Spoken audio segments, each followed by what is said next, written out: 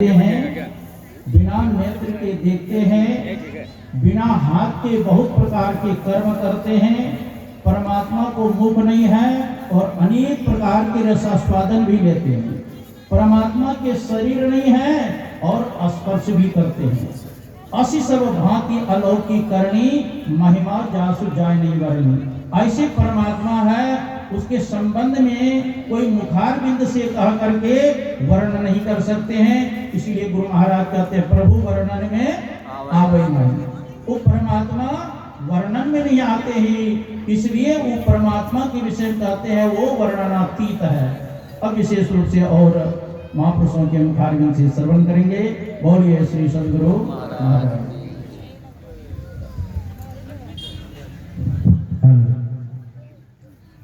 श्री सद्गुरु महाराज की जय।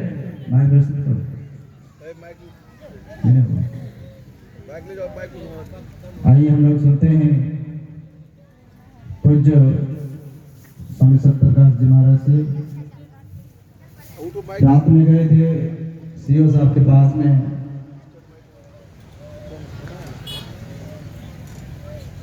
सीओ साहब कह रहे थे बाबा धर्म में शांति मिलता है। स्वामी सत्यदास जी महाराज ने कहा कितना भी कोई रुपया कमा करके धन दौलत कितना भी इकट्ठा कर ले, शांति के लिए सबको अंदर ही जाना पड़ता है। शांति के लिए मार्ग संत महात्मा के पास युक्ति है। मार्ग पर स्थित है पूज्य स्वामी सत्यदास जी महाराज से। आइए सुनते हैं श्री सद्गुरु महाराज की जय।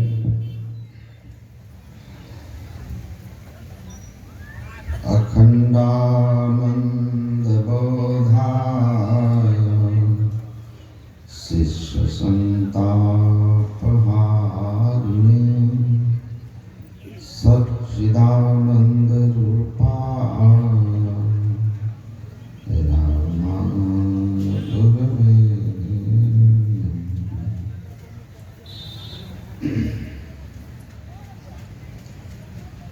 मंच पर विराजमान परमाराध्य सद्गुरु के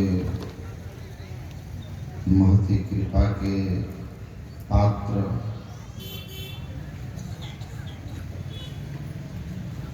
संतमत के अध्यात्म ज्ञान के प्रखर ज्ञाता प्रबुद्ध ज्ञाता पूज्य चरण संत गुरु सेवी स्वामी श्री भगीरथ जी महाराज के पावन पाद पद्मों में नमन। परम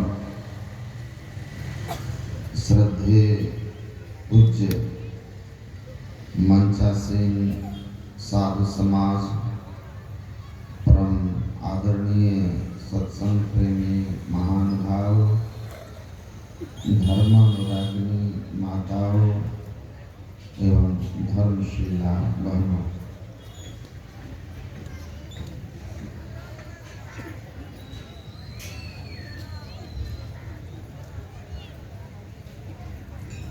हम लोग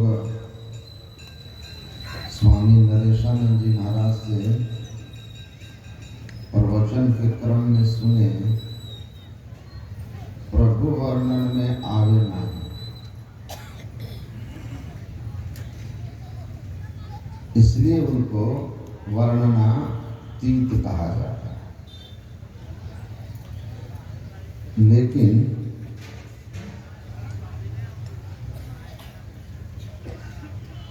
क्या कमाल है कि सब वाणी में ही कहेंगे, वर्णन में आवे नहीं लेकिन वाणी में ही कहेंगे। आप कहीं कहीं दीवार पर देखेंगे वहां लिखा रहता है, यहाँ दीवार पर लिखना मना है, रहता है ना, यहाँ दीवार पर लिखना मना है। यह निषेध भी लिख करके ही बताया जाता है कि लिखना मना है। उसी तरह परमात्मा वाणी से परे है। अतो यतो वाचो निवर्तन्ते अप्राप्त मनसा सह। राम स्वरूप तुम्हार वचन अगोचर बुद्धि पर। वाणी से परे हैं राम परमात्मा, लेकिन यह भी उसी तरह बोल के ही बताया जाता है कि भाई वाणी से परे है। तर्को अप्रतिष्ठ, कहते हैं परमात्मा तर्क की परिधि से परे हैं। राम अतर्क बुद्धि मन वाणी। राम बुद्धि तर्क मन सबसे परे हैं। यन मनसा न मनुत येनाहुर मनोमतम, हम लोगों ने सुना। लेकिन तर्क ही दिया जाएगा, तर्क ही दिया जाएगा कि बिना बनाए एक सुई नहीं बनती, तो यह विश्व ब्रह्मांड कैसे बना।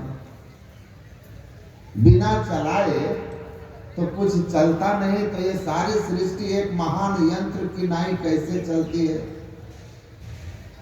आप सोचिए।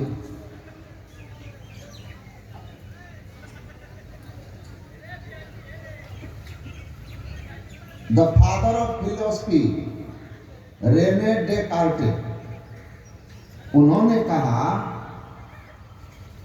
कि सोचते सोचते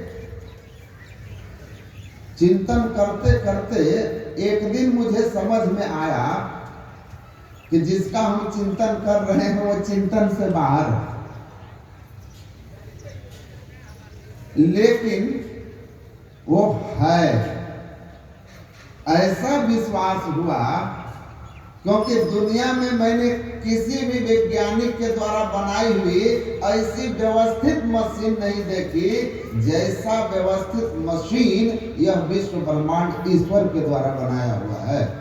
और इसी बात को गुरु महाराज कहते हैं, एक महान यंत्र की नाई परिचालित होता है।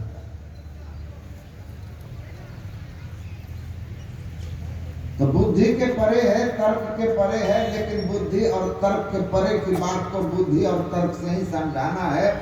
इसलिए कि आपका भी मन मान ले कि अवश्य कुछ है जो बुद्धि और तर्क की परिधि के परे है, वाणी के परे है, लेकिन हमारे लिए एकमात्र कल्याण का वही वस्तु है। वही वस्तु है एको वसी सर्वभूतांतरात्मा एकम रूपम बहुधा यह करोति तम धीरा आत्मस्थम अनुपश्यन्ति।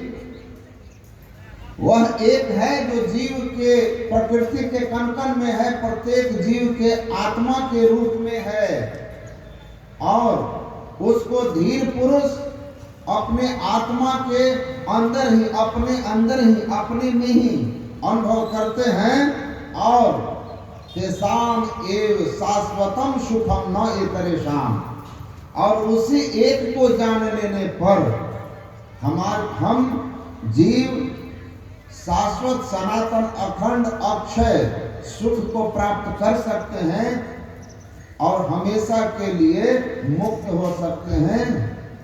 मुक्तात्मनो नित्य सुखानुभूति ही, और मुक्तात्मा बनकर के नित्य सुख, सदा रहने वाले सुख का भोगी बन सकते हैं, उसका आनंद ले सकते हैं। इसलिए कहना है, सुनना है। और कबीर साहब कहते हैं इससे भी एक और बात है कि यद्यपि वाणी का विषय नहीं है, गूंगे का गुण है, फिर भी कहत सुनत सुख उपजे और परमार्थ हो। कहने सुनने में भी सुख उपजता है, बहुत गूढ़ विषय है। उस बात से आप लोग विस्तार से सुनेंगे। एक छोटा सा प्रसंग आपको सुनाता हूँ। एक मत है संत कबीर साहब के ही नाम पर, लेकिन समय के हिसाब से कुछ नास्तिकता का पुट आ गया जिससे वह ईश्वर की सर्वव्यापकता को नहीं मानते, बहुत बड़े प्रचारक हैं। वो हमारे जन्मभूमि में थे और मैं भी वहीं था, तो मैं उनसे मिलने गया, उनको बहुत श्रद्धा से प्रणाम किया और मैं बैठ गया। नीचे बिछाया हुआ था, मैं वहीं बैठ गया। लोगों ने उनसे मेरा परिचय कराया। कहते हैं महर्षि में ही परमहंस जी महाराज बड़े महान पुरुष थे, संत के सब लक्षण उनमें थे, जीवन उनका बिल्कुल निष्कलंक था। मैं उनके प्रति व्यक्तिगत रूप से बहुत श्रद्धा रखता हूँ, लेकिन मैं उनके सिद्धांत से सहमत नहीं हूँ। मैंने कहा तब क्या सहमत है भैया? मैंने बोला कौन सा सिद्धांत? तो उन्होंने कहा कि ईश्वर जो है वो सर्वव्यापी है, प्रत्येक परमाणु अणु लघु दीर्घ सर्वतनु प्रभु जी व्यापक जनो गगन रहा है, कि ईश्वर सब जगह है, प्रकृति के कण कण में है। इससे मैं सहमत नहीं हूँ।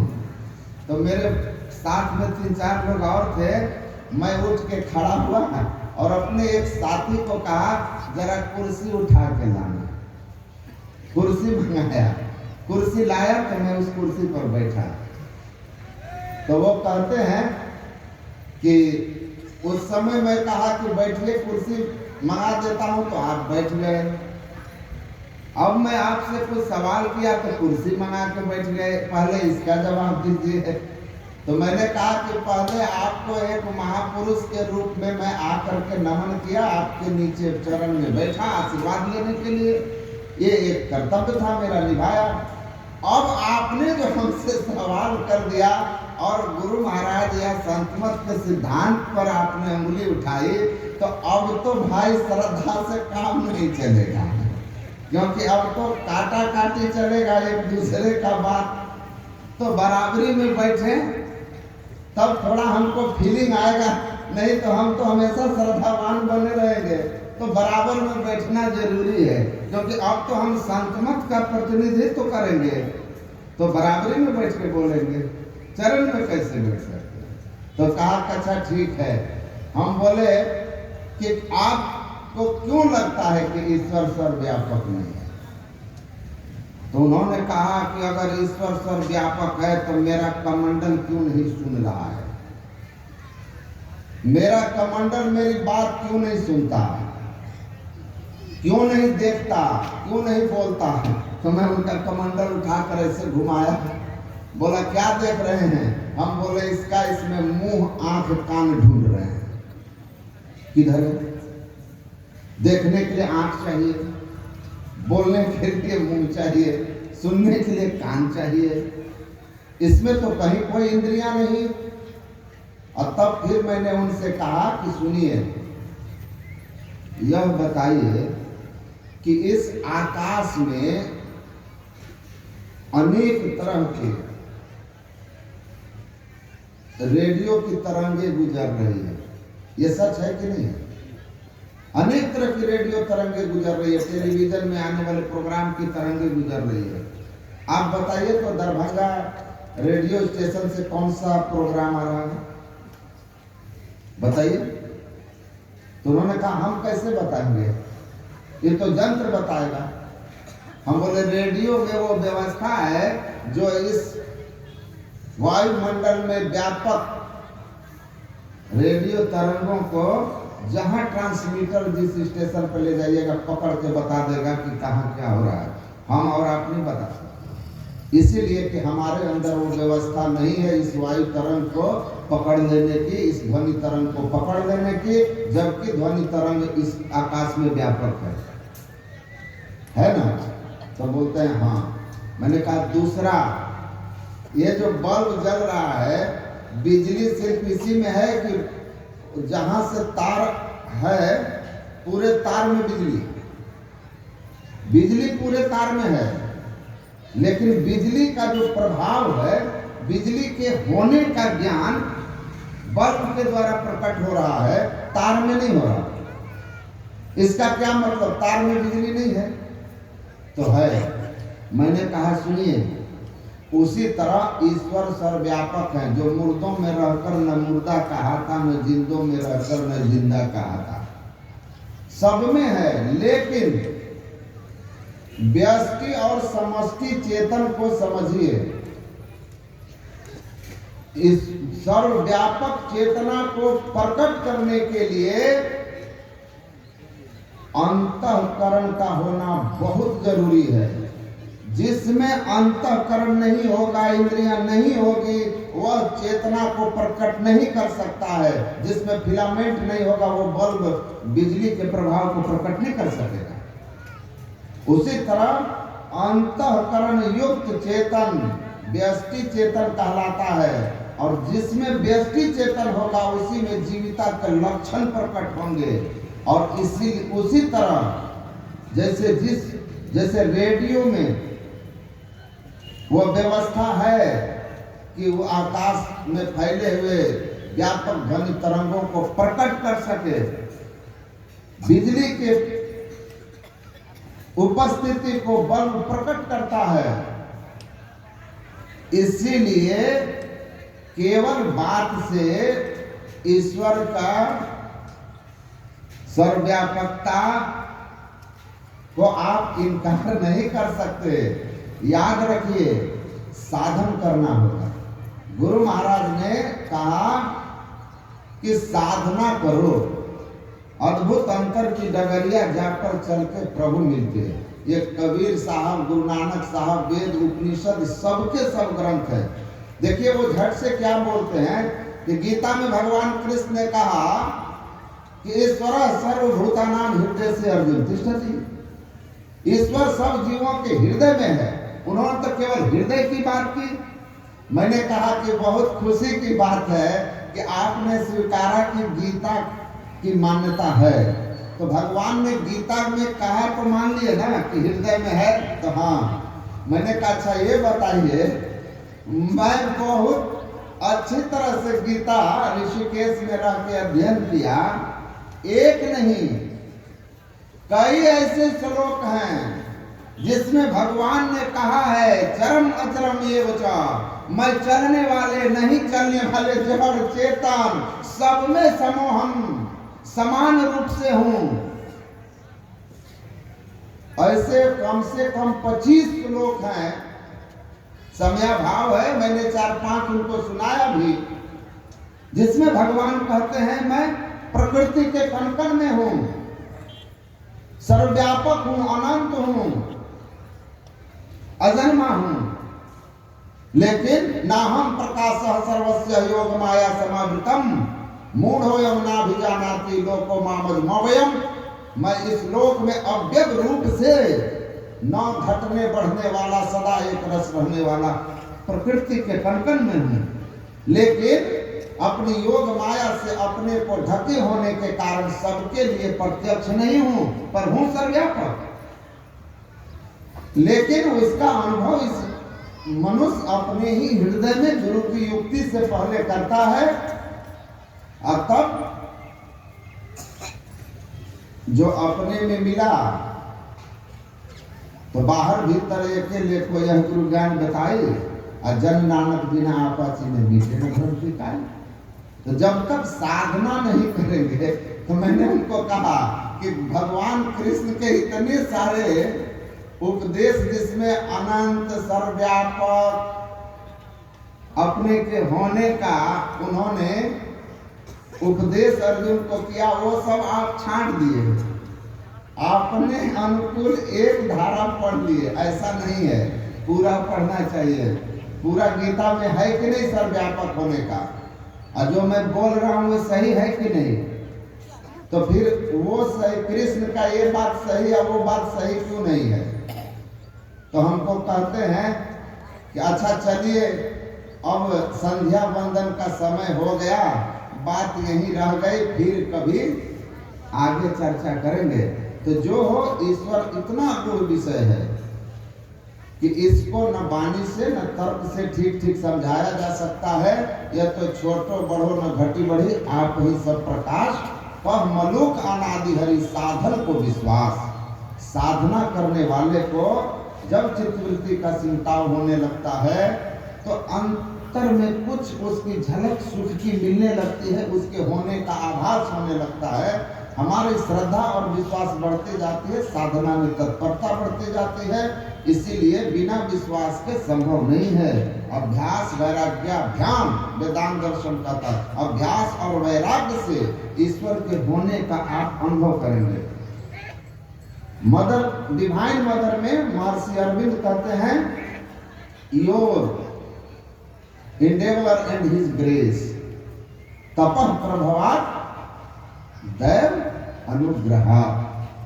आपका साधना और सद्गुरु की कृपा दोनों का जब समायोग होगा तो ईश्वर के होने का आपको विश्वास भी होगा, और होते होते अद्भुत अंतर की डगरिया सद्गुरु की बताई हुई आंतर की डगर ईश्वरकृत जो है, जो ज्योति और नाद का बना हुआ है, उस मार्ग पर चलते हुए अंततः आत्मदृष्टि आपको हो जाएगी, आपको परमात्मा की सर्वव्यापकता की अनुभूति हो जाएगी, और अंततः परमात्मा से आपकी एकता होगी, फिर द्वैतता नहीं कुछ रहेगी। लेकिन ये तब होगा जब साधन करेंगे, केवल बात से तर्क से ठीक ठीक न कोई समझ सकता है। साधन करेंगे तो सब कुछ होगा। पूज्य श्री आपको अपने साधना जन अनुभव से समझाएंगे, बताएंगे। आइए बोलिए श्री सद्गुरु महाराज की जय। श्री सद्गुरु महाराज की जय।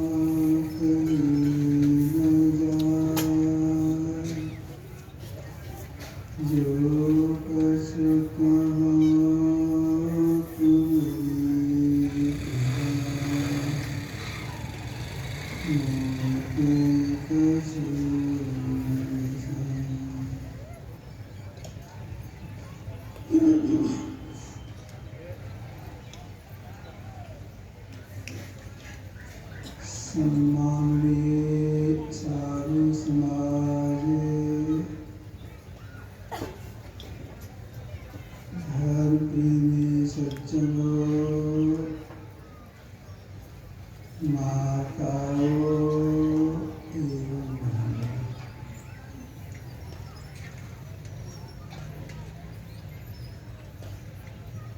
आइए आप लोगों ने सम्माननीय सत्यप्रकाश बाबा से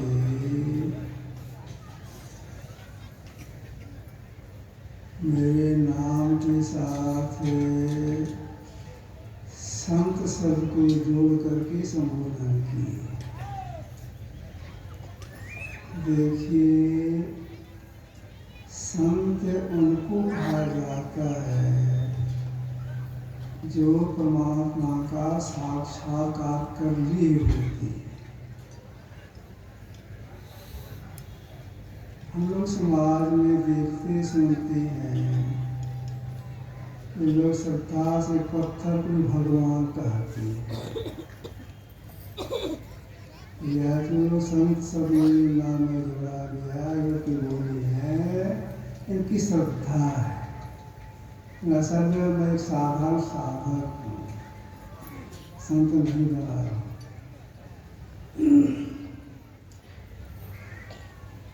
अभी हम लोग ग्रंथ पाठ में और महात्मा की प्रवचनों में तरह तरह से ईश्वर के स्वरूप की चर्चा सुनी है।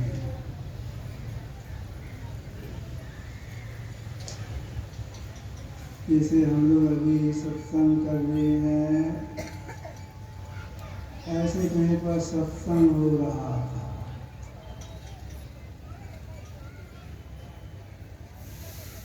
एक महात्मा जी बोल रही थी, ईश्वर सब जगह रहते हैं, उनसे कहीं भी खाली नहीं। ईश्वर के कार्यकलाप को देखते हैं, सुनते हैं, एक व्यक्ति उनसे कहीं खाली नहीं है। ये सबसे संगीत में आगे बोल रहे हैं।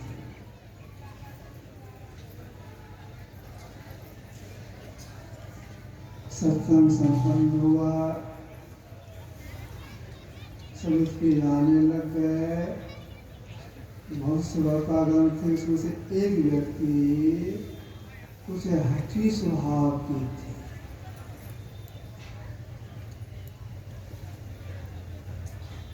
ये महात्मा जी के आगे आ गए।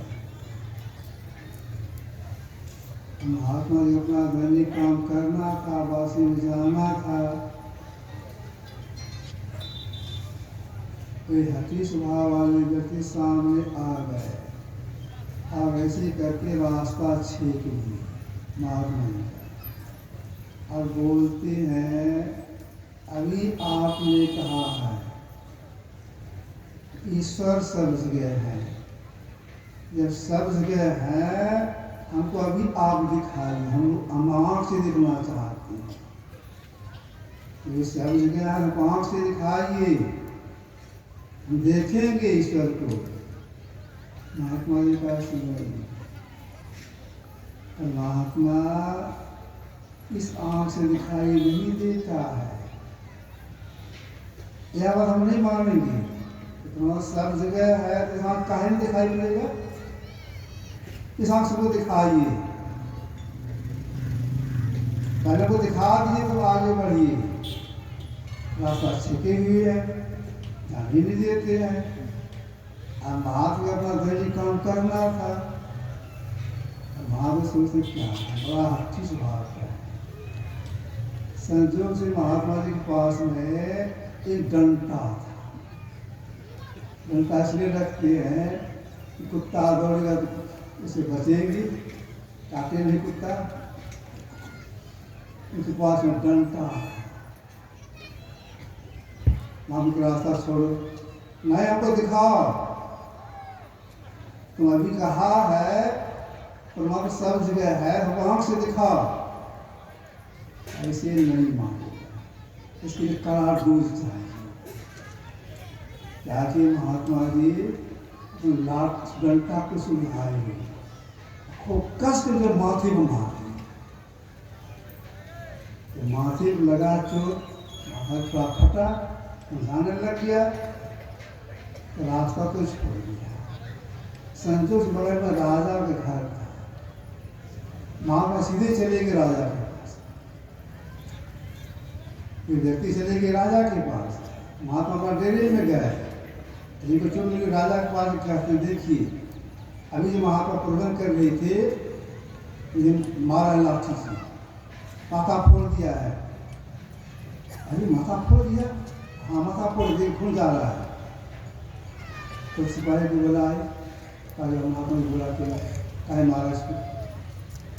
सिपाही के डेरे पर गए, बाबा आपने किसी को लाठी से मारा है। तो व्यक्ति गया राजा के पास, ऐसा को बुलाते हैं। चलो महात्मा जी आए, राजा पूछते हैं आपने उसको लाठी से मारा?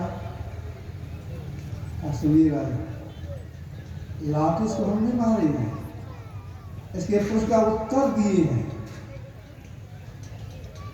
वही बोलता है लाठी से को मारा है, तो मार कर उसका प्रश्न का उत्तर दिए हैं। इसको पूछिए हम जो मारे हैं दर्द होता है? राजा ने पूछा तो दर्द होता है जी? हाँ दर्द हो रहा है, बहुत दर्द हो रहा है। महात्मा जी ने कहा तो दर्द होता है, दिखाओ हमको दर्द कैसा होता है, हमको दिखा दो दर्द कैसा होता है, हम तुमको दिखा दो परमात्मा कैसी होती है, तो दिखाओ हमको दर्द। चुप हो सुनो, जिसे दर्द दिखाई नहीं पड़ता है उसे परमात्मा दिखाई नहीं पड़ता है, समझा? जाओ मालूम पट्टी करना, छूट जाएगा। मालूम आ गए। अब देखिए दर्द हो रहा है तो दिखा नहीं सकता है, परमात्मा कैसे दिखने में आएगा? तो महात्मा के लिए महात्मा ने कहा एक अद्भुत है। 108 उपनिषदों में एक का नाम है श्वेताश्वेत उपनिषद। उसमें एक मंत्र आया है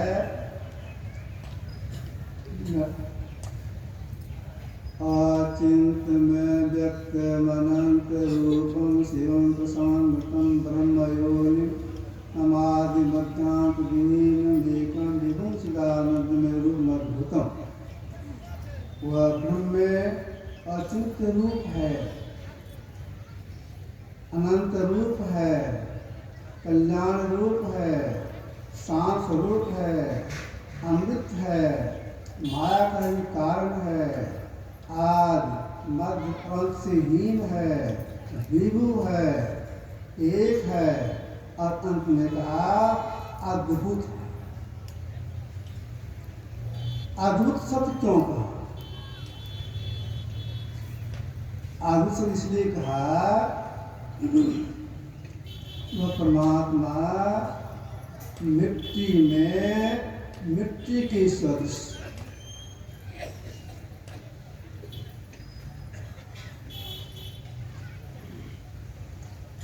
एक मुट्ठी मिट्टी लीजिए, बगल के दूसरी मिट्टी एक मुट्ठी मिट्टी लीजिए, दोनों मिलाइए, अलग कर सकेंगे? नहीं कर सकेंगे। मिट्टी में मिट्टी के सदृश,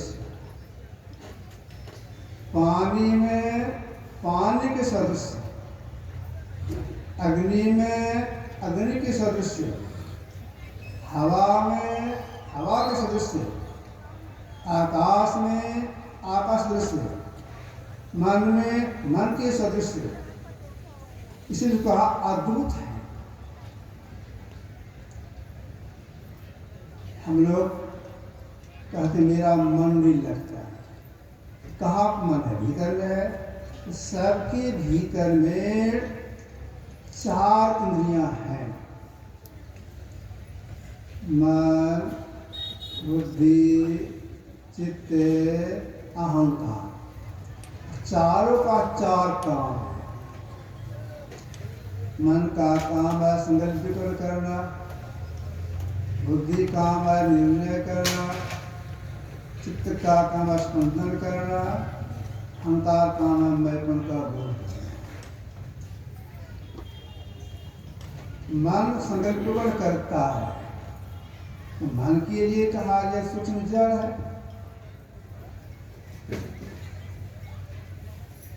संकल्प विकल्प की शक्ति से करता है।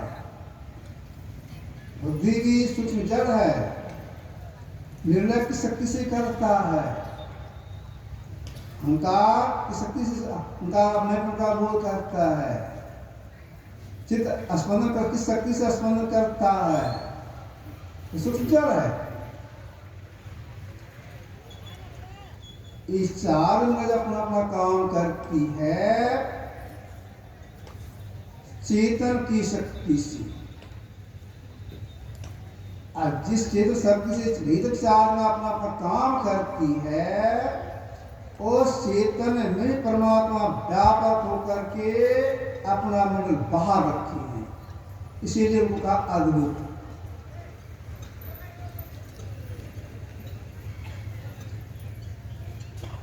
जो अद्भुत शब्द से संबोधन किया गया है, उसके संबंध में गोरखनाथ जी महाराज ने कहा, बस्ती वो शून्यम शून्यम बस्ती अगम अगोचर ऐसा। इसको ना बस्ती कर सकते हैं ना शून्य कर सकते, क्या कहेंगे वन का विषय नहीं। तो परमात्मा वन का विषय नहीं, अनुभव का विषय है, मुझसे नहीं कहा जा सकता है। भगवान श्री राम और उनके गुरु वशिष्ठ मुनि दोनों बैठे हुए थे। अध्यात्म की चर्चा हो रही थी। किसी बात को लेकर के भगवान आप निवेदन करते हैं अपने गुरु वशिष्ठ मुनि से, गुरुदेव कहा जाए ब्रह्म का स्वरूप क्या है।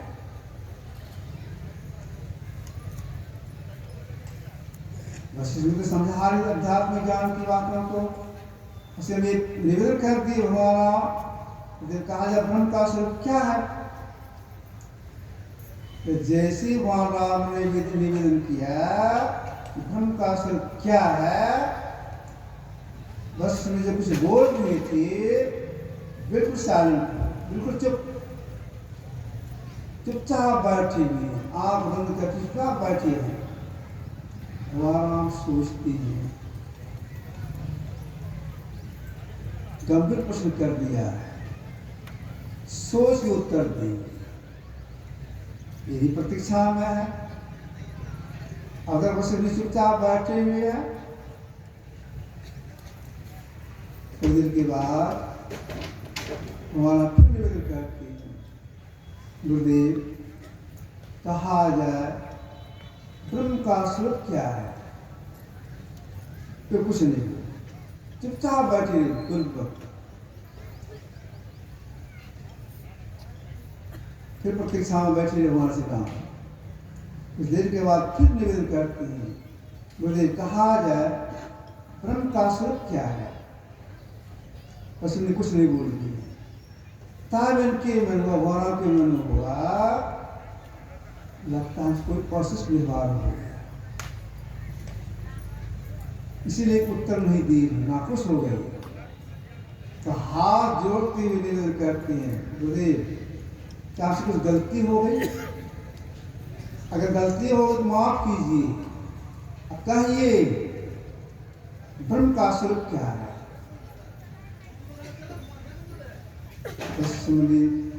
भगवान आपको देखती हुई बोलती हैं, हे राम, आपने जब से निवेदन किया ब्रह्म का स्वरूप क्या है, तब से मैं उत्तर दे रहा हूं। गुरुदेव आप कुछ बोल ही नहीं रही हैं, उत्तर तो मिला नहीं। हे राम, इसका उत्तर ही चुप है। अगर मैं कुछ कहूंगा वहां के विषय हो जाएगा। अब जो कहा क्या कुछ बोले कि वन का विषय हो जाएगा, परमात्मा वन का विषय नहीं है, इसलिए चुप होकर उत्तर दिया। तो जो वन का विषय नहीं है उसके संबंध में संत कभी सारे संसार के लोगों से कहा, अनगढ़िया देवा कान करे तेरी सेवा, कहे देव को सब कोई पूजा नित ही लावे सेवा। अपूर्ण ब्रह्म अखंड स्वामी तापुर जाने भेवा अनगढ़िया देवा कौन की सेवा। भगवान का विषय इसको कहा कबीर साहब अनगढ़िया, इसको गढ़ नहीं सकता है। आप कहीं भी नहीं देखे होंगे परमात्मा की मूर्ति या उनका फोटो, कहीं भी नहीं। भगवान शिव की मूर्ति, भगवान शंकर की मूर्ति, हनुमान जी की मूर्ति और जितने महापुरुष सबकी मूर्ति, लेकिन परमात्मा की मूर्ति आप कहीं देखे होंगे, ना फोटो देखे होंगे। आंख से देखने में आप कैसी मूर्ति बनाएंगे? इसीलिए कवि साहब का अनगढ़िया, तो जो अनगढ़िया है इसको तो बुद्धि में समझे, अगर बुद्धि में समझ जाए तो मनुष्य आगे जो जीवन होगा मनुष्य शरीर मिलेगा, जो ये नहीं जाएगा। इसलिए महापुरुषों ने प्रयास किया है, तो बुद्धि में समझे तो उसको परमात्मा है, स्वयं का स्वरूप ऐसा है, तो प्रयास किए हैं। जैसे कुछ कोट के महापुरुष हो गए संत सुंदरदास जी महाराज, उन्होंने पहले लाचारी प्रकट की अपने में, जो भगवान का विषय नहीं है, ज्ञान से परे है, उसका मुंह से कैसे कहेंगे, कैसे बोलेंगे, उनको लाज आती है। दीवानी में है क्या कहिए कहते न बनाए कछु, जो कहिए कह दे लगे, कहने लाज परमात्मा है नहीं, कहने लाज आती है। इन लोग बुद्धि में समझे सही परमात्मा है, इसलिए मैं कह रहा हूँ, इसको मनुष्य मुझे आ गया, इसलिए मैं कह रहा हूँ। क्या कहा इन्होंने? व्योम को व्योम अनंत अखंडित आदि में अंत सुमत कहाँ है, को परमान कराय पूरी परिपूर्ण द्वैत अद्वैत असुर जहाँ है, कार्य कार्य भेद नहीं कछु, आप में आप कहाँ है, सुंदर दिशते सुंदर मायसो सुंदरता को कौन है। समय प्रयास में क्या बोले? व्योम को व्योम, नमोता आकाश, लख लख आकाशा लख लख पाताला, इसी सृष्टि है। जितनी भी आकाश है सभी आकाशों को आकाश देने वाले परमात्मा है, व्योम को व्योम। और अनंत, सब आकाशों को आकाश देने वाले अनंत, अनंत दो नहीं हो सकते, एक ही हो सकता है। या दो अनंत हो जाएगा, दोनों से सीम हो जाएगा, सीमा वाला हो जाएगा। व्योम को व्योम अनंत अखंड, उसका खंड नहीं होता है। जितने बड़े बड़े ब्रह्मांड उसका खंड होता है, लेकिन परमात्मा का खंड नहीं होता है, उसका कभी नाश नहीं होता है। बहुत से ब्रह्मांड है, महाप्रलय में खंड प्रलय में सबका नाश होता है।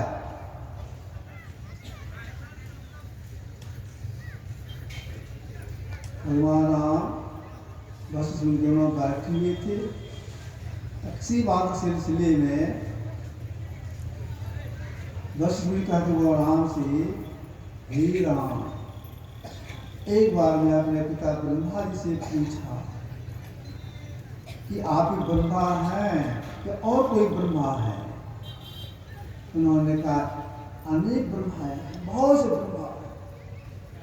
हे राम, मैंने कहा उनसे मैं ब्रह्माओं का दर्शन करना चाहता हूँ। कहा ठीक है, रास्ता बता के तुम जाओ, दर्शन कर लेना। हे राम, मेरे पिता ब्रह्मा जी को रास्ता बता दिए, मैं चलने लगा शून्य में, चलते चलते जब बहुत दूर निकला शून्य में, देखा सुनसान जगह में एक महिला बैठी हुई है और बिलख बिलख के रो रही है। तो मैंने उस महिला से कहा, आप अकेली हैं, बिलख बिलख के क्यों रो रही है? तो महिला रोती कहती है, रोती इसलिए हो, ब्रह्मा जी ने वचन दिया था मैं तुम्हारी शादी करूंगा, अभी मुकर गए, इनकार कर गए, इसलिए मैं रोती हूँ। क्या मैं तुम्हें जा रहा हूँ? मेरे पिताजी ब्रह्मा जी हैं, ये कभी झूठ नहीं बोलते हैं। तो महिला कहती है वह ब्रह्मा नहीं जो आपके पिताजी हैं, इनसे ब्रह्मांड के ब्रह्मा जिन्होंने मुझे कहा था कि शादी करने का इनकार कर गए, तो मैं उन्हीं के पास जा रहा हूँ। चलो मेरे समय पूछूंगा आप बसंत के मुकर क्यों गए, इनकार क्यों कर गए। चलिए हे राम, आगे आगे मैं, पीछे पीछे वह महिला, दोनों चलिए। चलते चलते दूसरे ब्रह्मांड में गए। ब्रह्मा जी से मैं भेंट किया। मैंने कहा आप उस महिला से कहा था कि शादी करूंगा, इनकार क्यों कर गए। हीरा इनसे ब्रह्मा जी बोलती हैं वचन दिया था, जब मैं विचार किया इनकार कर दिया। क्या विचार करके इनकार किए। विचार यह कि जिस ब्रह्मांड में अभी रह रहा हूँ इसके प्रलय होने का समय आ गया है। अगर मैं शादी कर लेता इसके साथ ये मेरे पास रहेगी तो मेरे से इसका भी प्रलय हो जाएगा, इसलिए मैंने इनकार किया। आप दोनों आगे इस ब्रह्मांड के अंदर में जल्दी भागिए, तो आप दोनों का भी प्रलय हो जाएगा मेरे साथ। हे राम, जैसे कहा हम और मेरा दोनों भागे वहां से। कई साल भागे, भागते भागते ब्रह्मांड को पार कर गए। पलट के देखा वो ब्रह्मा समय जब समाप्त हो गया। जितने पर सबका नाश होगा, परमात्मा काल में नाश नहीं होता है। इस परमात्मा के गुरुदेव ने कहा है अनादि अनंत प्रभु निरअवयव विभु अक्षय अजय अतिशगन रहाई। उस परमात्मा न आदि है, न मध्य है, न अंत है। ये माया में होते हैं, इनसे परे हुए परमात्मा है। और इतनी सूक्ष्म है, उसे एक रत्ती कहीं खाली नहीं है। महीन से महीन चीज में भी व्यापक होकर के अपना मन बाहर रखे। कितने बाहर हैं इसकी कोई सीमा नहीं, कितने बाहर हैं। इसलिए उनके लिए कहा गया है, तुम्हारे लिखे हैं निरुपम उपमा आन राम समान राम नियम कहे, तो कोई मान कितने बाहर है, कितने बड़ी है, कितने महीने हैं। जो ऐसे परमात्मा है उनको कोई इस आंख से नहीं देख सकती, ख्याल से उनको नहीं देख सकते हैं, स्वप्न में नहीं देख सकते हैं, यहाँ तक दृष्टि नहीं देख सकते हैं। गुरुदेव अंतर साधना की संत बन गए, तब उन्होंने संसार लोगों से कहा है जिसका नहीं रंग नहीं रूप रेखा, जिसे दिव्य दृष्टि हो से नहीं कोई देखा। जिसे जो देखा जाता है वह परमात्मा माया है। क्यों परमात्मा माया क्या कहा गया है। भीतर की चार इंद्रियां हैं, मन बुद्धि चित्त अहंकार के साथ रहकर दृष्टि खुल जाती है। दृष्टि जो देखा जाता है सुना जाता है सब परमात्मा की माया।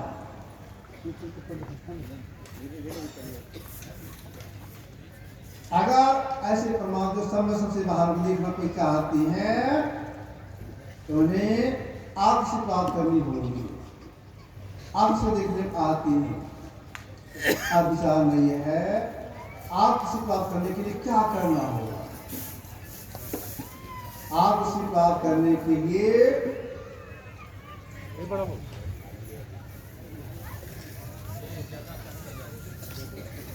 अंतिम साधना, उसको महापुरुषों ने कहा नादानुसंधान, नाद की खोज करनी पड़ेगी।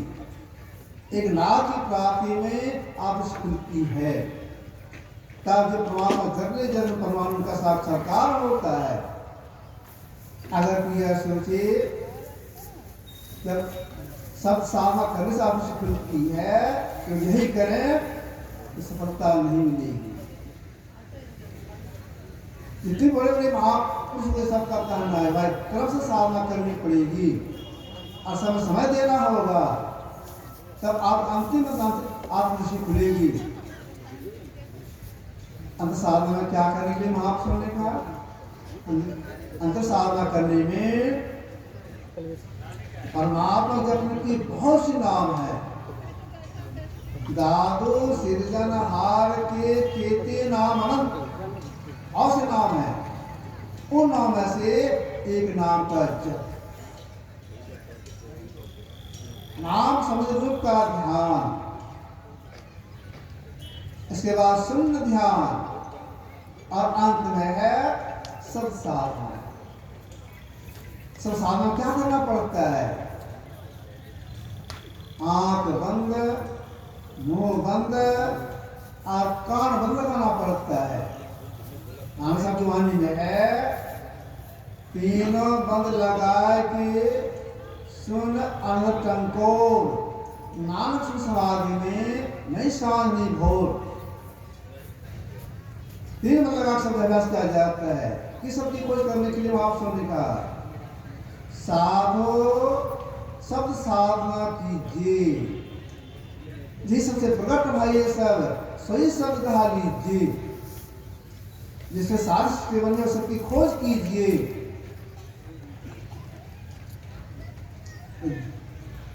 जिस सब सारी सृष्टि में सबकी खोज करने के लिए अगर कोई तीर्थ में जाए, व्रत प्रहार करे, दान पुण्य करे तो नहीं होगा।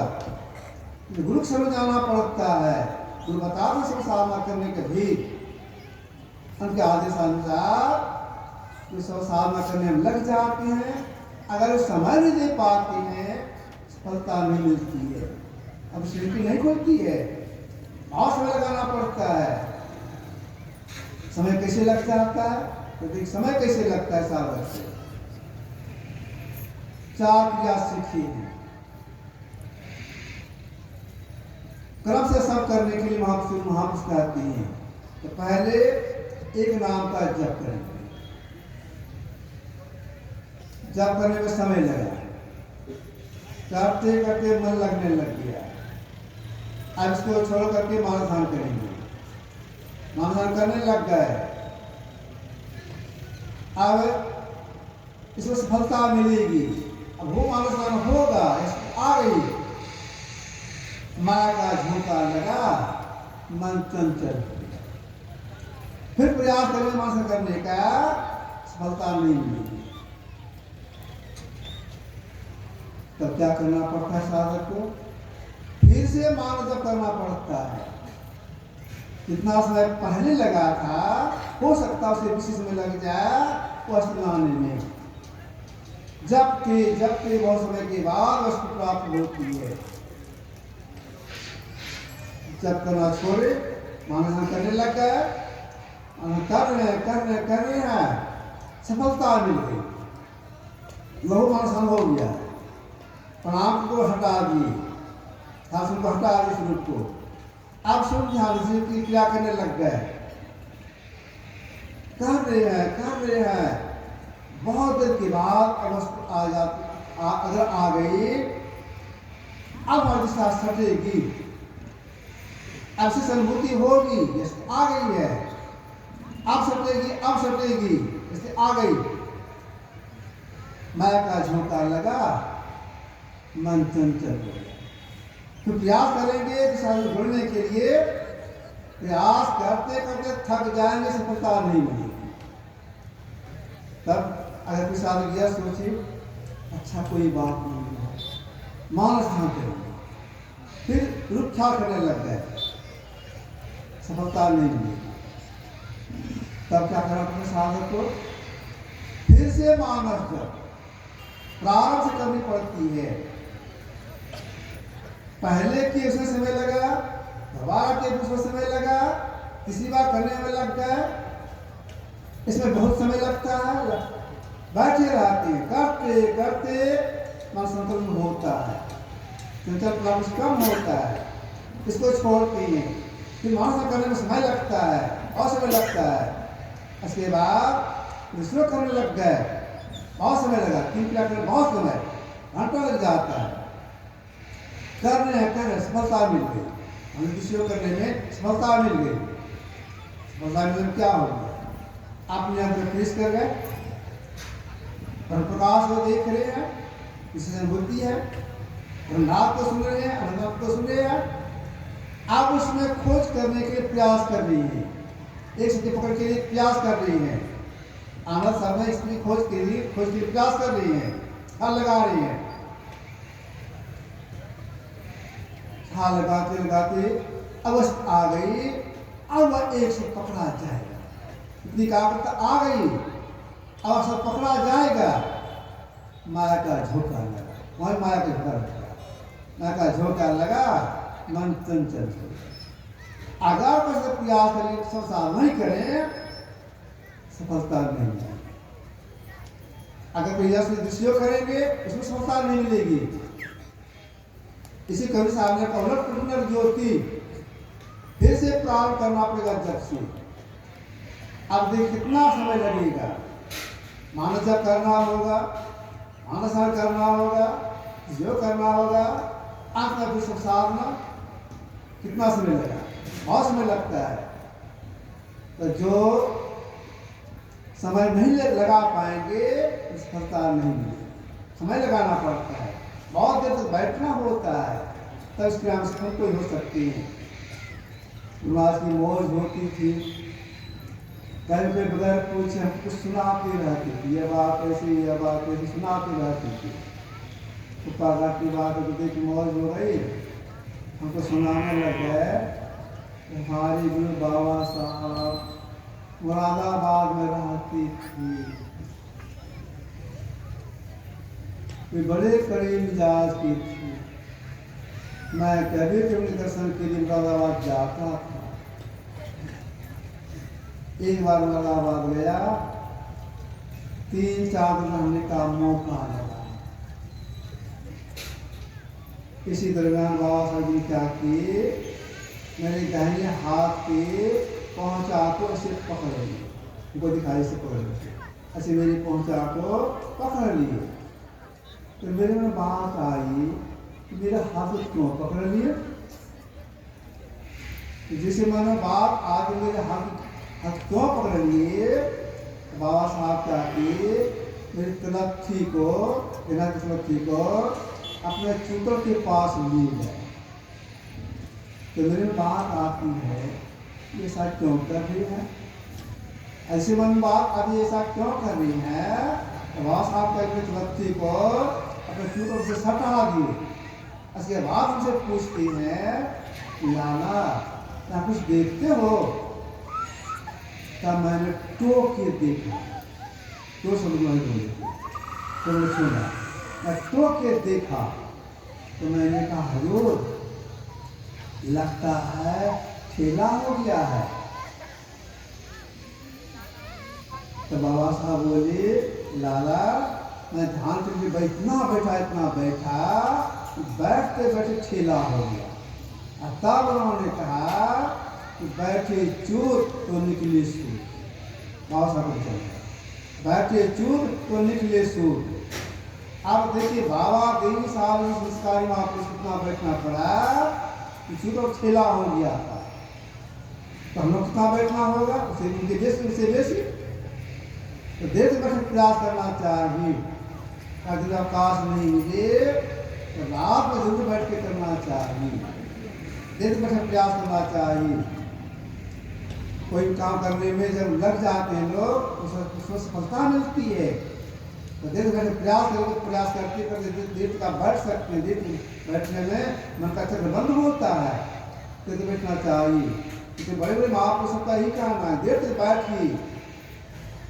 गुरु महाराज जी कुप्पा घाट आश्रम में एक व्यक्ति को अपने से दीक्षा दे रही थी, अपने पास गमछी रखी थी, चिक्को मुक्को बैठ गए, गमछी को ऐसे मोड़ करके रिफातरा बना करके उसके नीचे रखी सहारा के लिए। अब बाएं ठोरना पर बाएं कहनी और दाहिने ठोर दहना कहनी रखी, पट्टी कैसे पकड़ के दिखाई। अब बोले उनसे जिनको दीक्षा दे, उनसे बोले सुनो ऐसे बैठना ध्यानाभ्यास करने के लिए पीछे में सहारा ले लेना, और जब तक 1 घंटा से बेसी नहीं बैठोगे कुछ नहीं होगा। बुला तो वाक 1 घंटा बेसी नहीं बैठोगे कुछ नहीं होगा साधना में। तो हम लोग देर तक बैठने का प्रयास करना चाहिए। देर तक बैठने से उनका चित्र बंद होता है। आप विशाल में देर तक कौन बैठ सकती है? जो संयमी होंगे बैठ सकेंगे। संयम में यह है अधिक काम नहीं करना चाहिए, अधिक नहीं खाना चाहिए, सब काम नब्बे में रखना चाहिए, तब सफलता मिलती है। एक बात और सुनाता हूँ। गुरु महाराज के मनिहारी आश्रम जो गंगा किनारे है,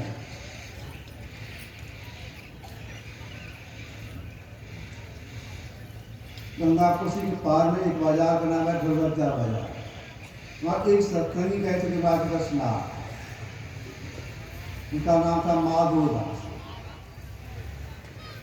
वहाँ का दर्शन किए, रात में विश्राम किए, और सवेरे वे जगते हैं ध्यान किए। इसके बाद देखते क्या है, भाई बहुत दिन के बाद गए थे मनिहारी,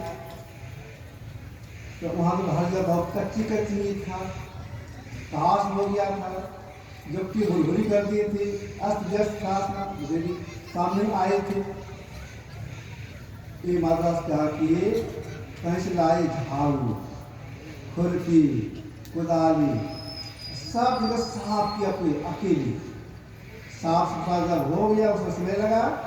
उसके बाद चले गए बस्ती, बस से लाए गोबर मिट्टी ली, दोनों को घोले, पूरा आश्रम लिपाई पुताई की, अकेले की। काम करके थक भी गए बेचारे। संध्या के समय सब लोग बैठे ध्यान करने के लिए, गुरुदेव ध्यान किए। ध्यान करने के बाद अब सत्संग करना है, तो बैठे गुरुदेव सत्संग करने के लिए आप संस्कृति शुरू करेंगे। गुरुदेव देखते हैं आगे, ठीक है। एक सतरी पूछते हैं, है जी माधव आया था उसको नहीं देखते सत्संग में, गुरु कहाँ है? तो देख के आओ, वह कहाँ है? ये मतलब दिखा था उसको। तो ये सत्संगी गए, अब देख के आए, कहते हैं हरियो लोग तो सोए हैं। सोया है, जाओ मेरा नाम पर बुलाते हैं। तो गए, दादी उठिए, तुम्हारे पास बुला रहे हैं। तो उठे, आँख मरते आए, तो आई बोले क्या कर रहा है? चुप बोलो, कुछ नहीं बोले। बोलोगे क्या करता था? सो गए। क्यों सो गया था? ध्यान नहीं किया, करके बैठे, फिर नहीं कर पाए, सो गए। तो क्यों सो गया? हजूर दिन में बहुत काम किए थे, ये थक गया था, इसलिए नहीं कर पाए, सो गए। तो आई बोले उतना काम कर कौन कहा था? इतना काम काहे किया? इसलिए ध्यान नहीं कर सका। अब देखिए हिदायत किए कि साधक को किसी काम भी नहीं करना चाहिए, अनठंडी में बैठे रहना चाहिए, सब अनठंडी में रखना चाहिए। शरीर थक जाएगा तो जब नहीं बैठ सकेंगे, और जब तक बैठेंगे नहीं तो सत्ता मिलेगी नहीं। वो देवी गुफा में जाते थे ध्यान करने के लिए, घंटों बैठे रहते थे, तब गुफा से निकलते थे, तब उन्हें सफलता मिली थी। तो हम लोगों को भी देर से बैठे प्रयास करना चाहिए। विकास नहीं मिले तो रात जरूर करना चाहिए। वहाँ गए थे कटिहार के अफगान क्रम सत्संग करने के लिए, और ब्रदर से इसलिए में बोले जो अपने अंदर में प्रकाश को देखना चाहते हैं, तो नाम सुनना चाहते हैं, रात लग के ध्यान करें। अगर नहीं सतावे तो सो जाए, फिर चक्की करें। कहने का यह था रात में जगे रात में लगे रहिए, रात में कीजिए। रात में जगह कम कर सकते हैं, वही कर सकते हैं। अगर जो गिरा है एक बार, दूसरी बात यह भोजन का संयम रखेंगे, सवेरे सो जाएंगे, कल मध्यरात तक ध्यान कर सकते हैं। देखिए मध्यरात में जो ध्यानाभ्यास करने का समय है बहुत अनुकूल समय है। मैं यह कहता हूँ, कभी मैं बोल देता हूँ, अगर कोई मध्यरात्रि में सचेतता के साथ आधा घंटा बैठेंगी और दिन में 3 घंटा बैठेंगी, एकांत का विषय आधी घंटे तकलीफ की आधा घंटे विषय का आगे। तो इस लाभ यदि ध्यान शुरू करना चाहिए। चरदास जी महाराज ने कहा इनमें हरि शरण को रैन जाकर ध्यान लाभ की ध्यान कीजिए। यह जानकारी कहाँ मिलती है? सत्संग से। ज्ञानी बड़ा सत्संग से प्राप्त होता है।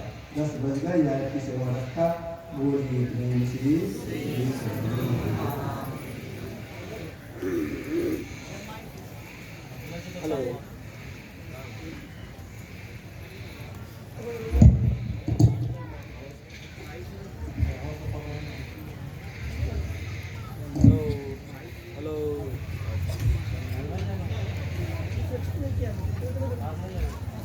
श्री सद्गुरु महाराज